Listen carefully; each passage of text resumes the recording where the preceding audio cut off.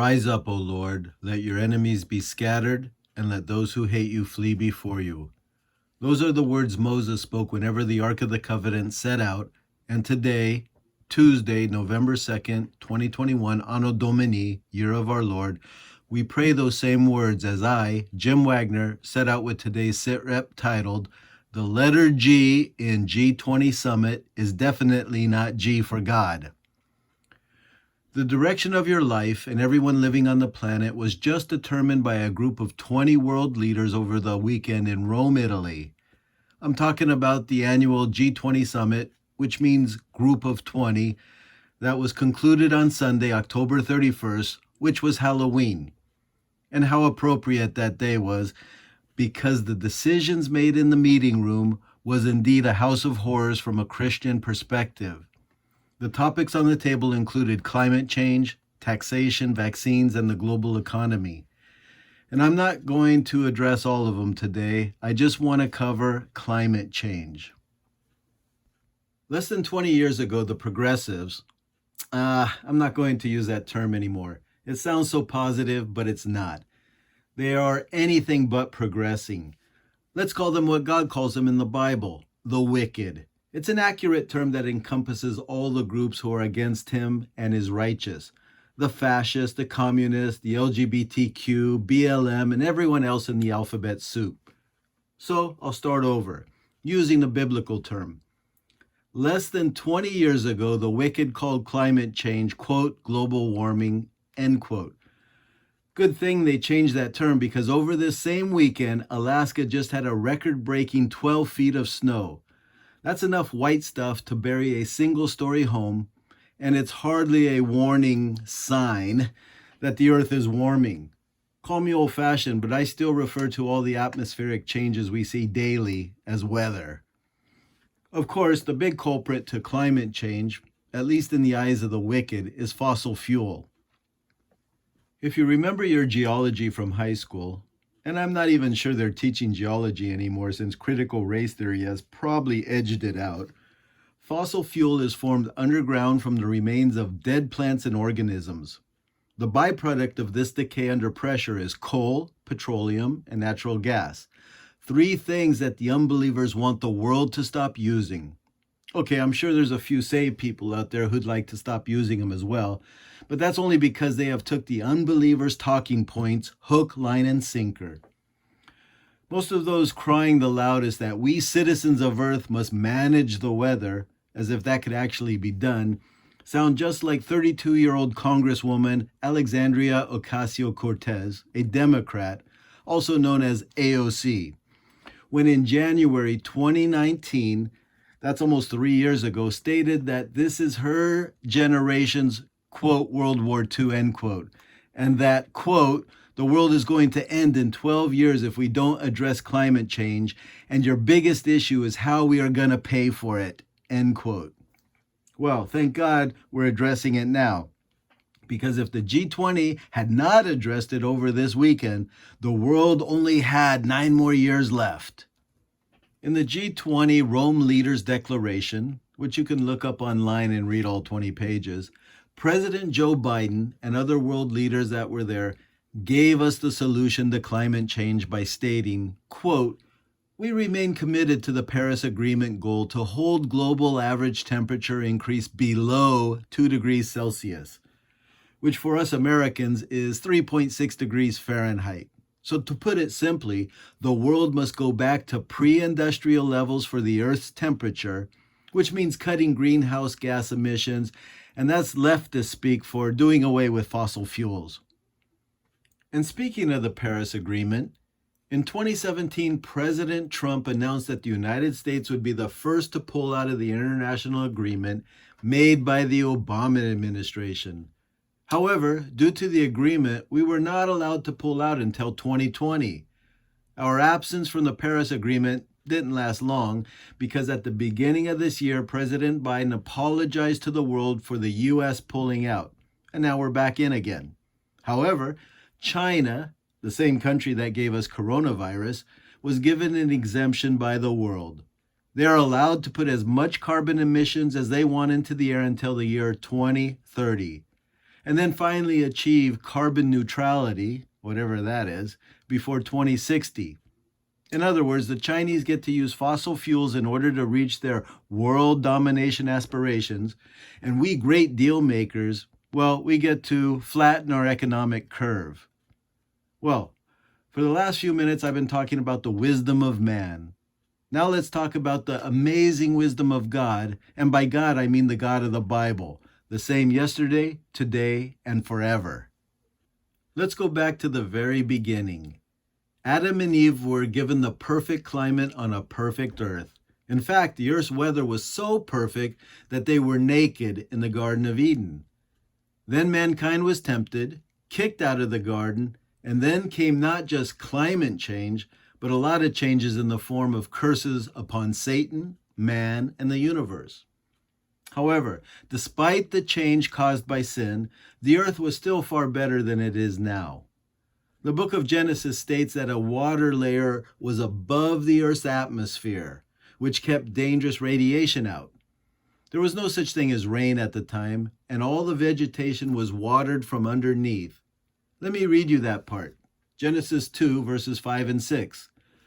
For the Lord God had not caused it to rain on earth, and there was no man to till the ground, but a mist went up from the earth and watered the whole face of the ground.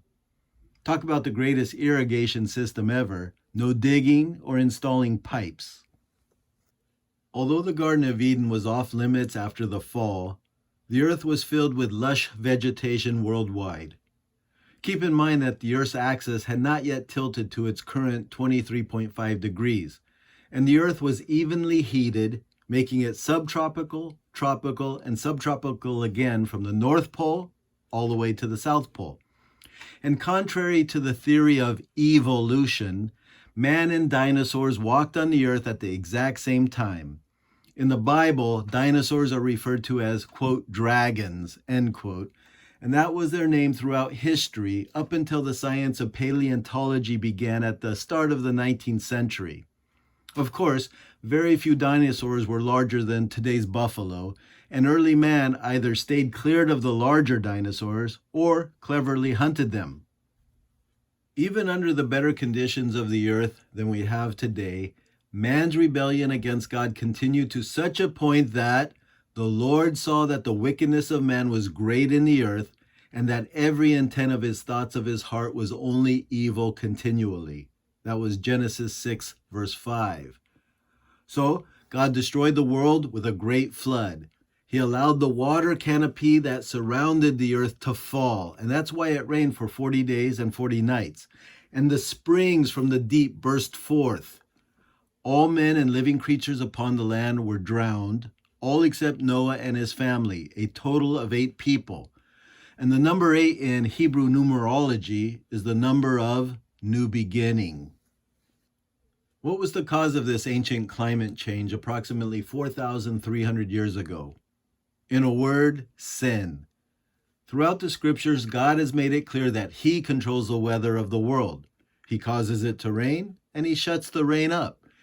In Proverbs 8, verse 29, it also says, He assigned to the sea its limit, so that the waters would not transgress His command, when He marked out the foundations of the earth. In other words, Venice in Italy, Florida, or the coast of California where I live is not going to be underwater because God has set the limit of the sea. Yes, there's going to be storms and water damage when He allows it, but the permanent limit has been established. For years, I've been hearing that the polar ice caps would melt because of global warming, and beaches around the world would be underwater. Well, I grew up in Newport Beach, California, and yes, I was a surfer kid. And I have plenty of photos I took over 40 years ago at my favorite beach hangouts. And I can compare those photos to the ones I took just this year alone, and guess what? The same beaches are still there. They're not underwater. After the Great Flood, man started to migrate away from Mount Ararat where the ark had rested. The earth had radically changed when the waters receded, but man adapted to the new environment. And for most of man's history, from the sons of Noah until the 14th century, the fuel used the most to cook, heat homes, and make pottery and forge metals was wood or animal waste. Now imagine for a minute if mankind would have never moved beyond wood or dung. After all, these fuels were used for almost 4,000 years. Well, with the population we have today, there would not be enough trees or animals to heat everyone's homes or cook their food. Whale oil came in man's history at a crucial time because it was the new fuel source for illumination and lubricating machines during the Industrial Revolution. The steam engine changed mankind for the better, and for the first time in history, things could be produced in mass quantities, which meant more goods for less cost, and it led to more and more inventions. And in case you are somehow feeling sorry for the whales, did not God say to have dominion over the fish of the sea? And so those whales were truly a godsend, just like cattle are for us today. In-N-Out hamburgers, leather shoes, crayons, lipsticks, soap, and a whole lot more. With God's wisdom, he knew that eventually there would not be enough whales in the world's oceans to supply the growing need for fuel. And so he allowed man to discover a new fuel source at the precise time in history, and that was fossil fuel kerosene. All of that vegetation and all those organisms that had been buried by the great flood of Noah was in abundance. There was a lot of it. Kerosene did not only burn cleaner than whale oil, but it also lasted longer, which meant more efficiency. At the same time kerosene was being used, another fossil fuel saw widespread use at the same time: coal. Using coal replaced the water wheel, and that's because it was the perfect fuel at the time for the steam engine. In fact, coal is also the fossil fuel that was used to generate electricity, and coal is still being used today in power plants. There are currently 241 coal power stations in the United States, 281 in India, and 1,082 in China. And the Chinese are building even more of them. So now you know why China just pays lip service to doing their part for climate change, but they are actually increasing their reliance on fossil fuels. In 1872, George Brayton, an American, invented the first commercial liquid fuel combustion engine.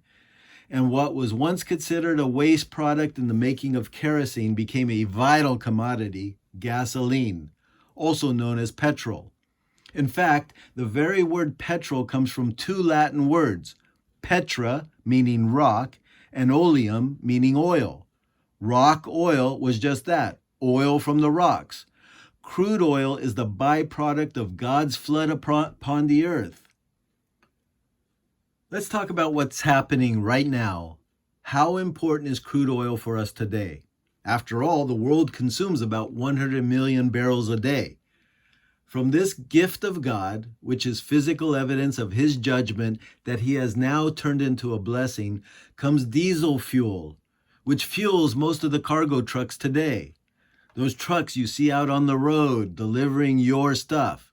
The other trucks that keep goods going to where they need to go run on natural gas, and that too is a fossil fuel. Asphalt, fertilizers, pesticides, pharmaceuticals, and plastics all come from petroleum. Do you appreciate all the medical devices we have? A lot of parts started as crude oil. Do you like electric cars? They wouldn't be around if it were not for crude oil. How about your cell phone or other devices? You can kiss those goodbye without crude oil. Virtually everything we have is either based on crude oil or it needs crude oil to run. You're not going to get a passenger jet up into the air without jet fuel, which is, as you guessed it, a fossil fuel. You'd think by listening to the G20 or the Wicked of late that the world is ready to make the switch over to green energy sources if it weren't for the greedy oil companies keeping it from happening. Let's shove the climate change propaganda aside for a moment and look at the facts. As I've already stated, the world consumes about 100 million barrels of crude oil a day. So why is that? Because petroleum is the primary energy source of the world. 34% of our energy comes from this fossil fuel. 27% of the world's energy comes from coal, and 24% from natural gas. That means that 85% of the world's energy comes from fossil fuels. That's reality. Now let's look at what green energy is giving us right now. Hydroelectricity gives the most energy out of all the green energies, but it only supplies 6.8% of the world's energy. Not every country in the world has large rivers or steep ravines to build these power plants, so the locations are very limited. 4.4% of the world's energy comes from nuclear power plants, and it's the cleanest form of energy we have and unlimited. But the left has always thought this energy to be too dangerous. The United States has 93 commercial nuclear reactors across the country, supplying 20% of our electricity. France has 56 nuclear reactors, and over 70% of their electricity comes from them. China comes in third with 49 nuclear reactors, and they're building 100 more by 2035. The favorite energy sources that the AOCs of this country want to push on us are what? Solar, windmills, and tide generators. It sounds great, and being one with nature and all that. But these sources only produce 4.0% of the world's energy.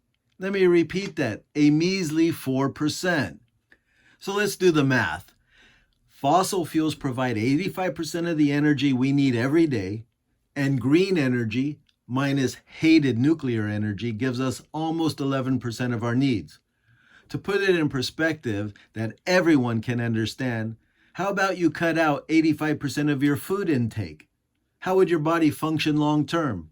Or let's look at it in financial terms. How would you fare if 85% of your income were cut off permanently? Could you survive with only 11% of your income? So why are we even listening to people who wear unicorn t-shirts and practice yoga that want to sabotage 85% of our energy source? Now, don't get me wrong. I have nothing against companies trying to bring green energy technology up to the level of fossil fuels, but good old capitalism determines the market. Tesla Inc. is a good example of an American company making products that many people want, and the more popular their products become, the more are made, and the more the prices drop. Even so, Tesla products rely a lot on parts and lubricants made from fossil fuels. You're not going to get rid of fossil fuels. It's going to take a while. Now, if you think I sound a little miffed at politicians on the left constantly attacking fossil fuels, products which they also benefit from every day, then you'd be right. In 2020, the United States was the world's top producer of fossil fuels, and I emphasize the word were, followed by Russia, then Saudi Arabia, Iraq, and Canada.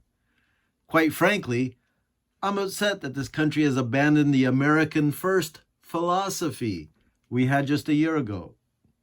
Quite frankly, I'm upset that this country has abandoned the America first philosophy we had less than a year ago, and we're paying the price for doing so, literally. What used to take $55 to fill up my Chevy Silverado truck 10 months ago now costs me more than $100.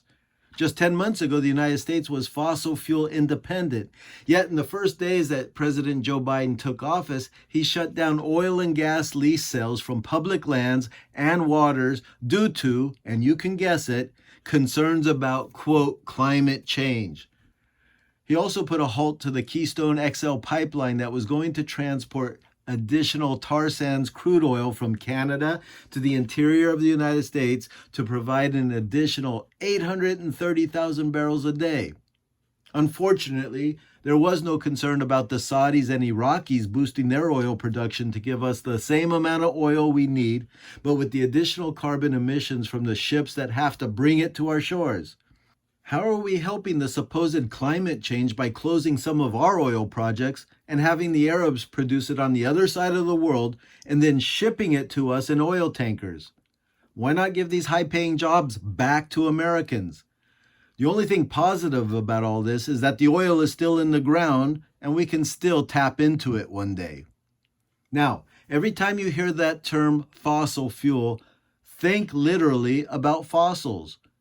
When any animal dies and falls to the ground, or a sea creature dies and descends to the bottom of the ocean, what happens to their bodies? Well, if they're not eaten first by scavengers, they decay. If they are buried somehow, their bones will usually completely dissolve within 10 years. That's true for the human body as well. So how is it there are millions of fossilized animals, including dinosaurs, plants, and organisms, that have been found in rock layers? It's obvious they didn't decay in the natural way.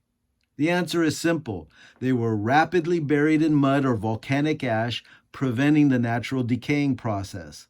That's why some fossils have been found with their prey still inside their mouths. The mud overcame them rapidly as they were hunting. Fossils in the form of skeletons, and even many with soft tissue still attached, are found on every continent in the world. There are even fossils on the highest mountain peak in the world, Mount Everest. Now that we know God gave us fossil fuels to give us an abundant energy source as the world's population increases, why is it that so many people want to turn off the spigot? So much so that they are even willing to lie and deceive people by calling it an environmental crisis. After all, we only have 9 years left, according to AOC. The answer is because wicked men and women want the exact opposite, either ignorantly or intentionally, what God commands us or blesses us with. God has given us fossil fuels, the wicked are against them. But it's not just with oil and gas, but it's everything. God said that he created them male and female, but the wicked want no distinction between males and females. God states that homosexuality, or wearing clothing of the opposite sex, is a sin, but the wicked states that they are not only born that way, but it's a thing of pride. God has given us animals and fish to eat, but the wicked say, it's animal cruelty. God tells man that those who commit capital offenses should be executed by the authorities, but the wicked are against the death penalty. And yet those same ungodly people don't mind if a child in the womb is murdered if a woman so chooses. The list goes on and on. But today's climate change is not the result of fossil fuels. The problems we face stem from the same root cause it's always been, sin, and how we choose to deal with it. That's your spiritual warfare news for today. Pass this intel on to your fellow Christian soldiers who are in the fight with you.